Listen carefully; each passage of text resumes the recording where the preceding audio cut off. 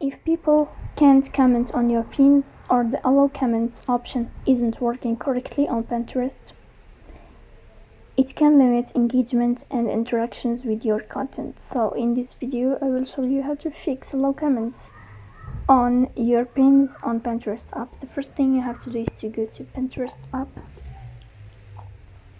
In this page you will move to this sign of profile. We click on this sign of profile. Here in this page you will go to this sign on above of settings.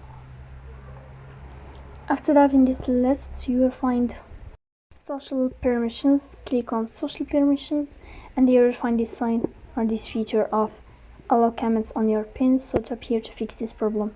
This is how it works. If you are enjoying watching this video and if this video is helpful for you, don't forget to support us by like and subscribe. See you next time in another video, and thank you for your watching and your attention.